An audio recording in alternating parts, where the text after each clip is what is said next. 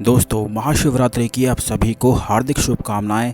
आज महाशिवरात्रि के अवसर पर हम आपको शिवलिंग के ऐसे रहस्य के बारे में बताएंगे जिसे जो कोई भी शिवरात्रि पर ध्यान से सुनता है और भगवान शिव का ध्यान करता है, उसके संपूर्ण पाप और दोष बिल्कुल ही समाप्त हो जाते हैं और उसे भगवान शिव का आशीर्वाद प्राप्त होता है। शिवलिंग का ये रहस्य जो कोई भी शिवरात्रि की रात लगातार ही सुनता है तो उसकी सभी मनोकामनाएं भी पूर्ण हो जाती हैं। तो दोस्तों, आइए आज शिवरात्रि के अवसर पर शिवलिंग के रहस्य के बारे में जानते हैं कि क्या इसका अर्थ है और इसकी उत्पत्ति आखिर क्यों और कैसे हुई थी, जो बहुत ही ज्यादा अद्भुत और रोमांचक है।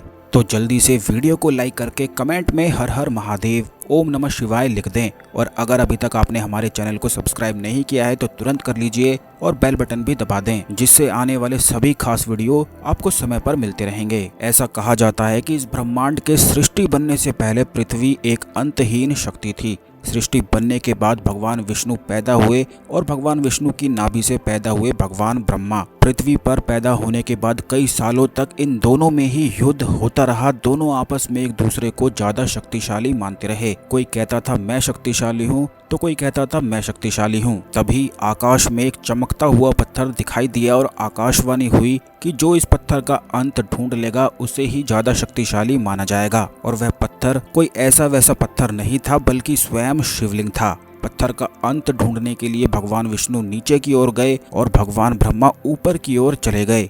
हजारों सालों तक दोनों इस पत्थर का अंत ढूंढते रहे, लेकिन किसी को अंत ही नहीं मिला। भगवान विष्णु ने हाथ जोड़कर कहा कि हे प्रभु, हे शिवलिंग, आप ही ज्यादा शक्तिशाली हो, इस पत्थर का कोई अंत ही नहीं मिला है। वहीं दूसरी ओर ब्रह्मा जी को भी इस पत्थर का अंत नहीं मिला, लेकिन ब्रह्मा जी ने सोचा कि अगर वो कहेंगे कि उन्हें भी अंत नहीं मिला तो विष्णु को ज्यादा ज्ञानी समझा जाएगा। इसीलिए ब्रह्मा जी ने कहा कि उन्हें इस पत्थर का अंत मिल गया है।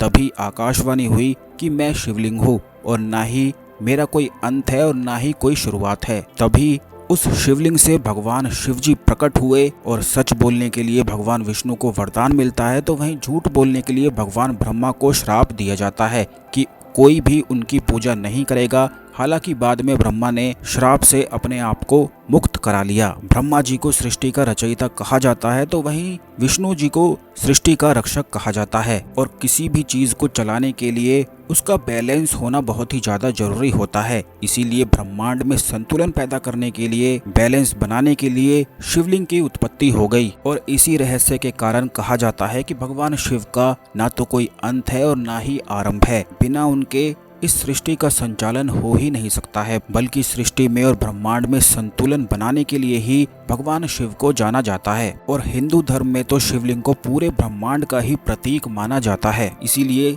चाहे नकारात्मक शक्तियां हो या फिर सकारात्मक शक्तियां हो, सभी को भगवान शिव के सामने नमस्कार करना पड़ता है और सभी केवल भगवान शिव के ही भक्त माने गए हैं, क्योंकि बिना उनके और बिना शिवलिंग के किसी भी चीज में संतुलन हो ही नहीं सकता है। तो दोस्तों, ये था शिवलिंग का रहस्य कि आखिर क्यों ये उत्पन्न हुआ था और क्या इसका अर्थ है। इस वीडियो को सभी लोगों के साथ शेयर कर दें, जिससे हर कोई शिवलिंग के बारे में जान सके। ओम नमः शिवाय, हर हर महादेव।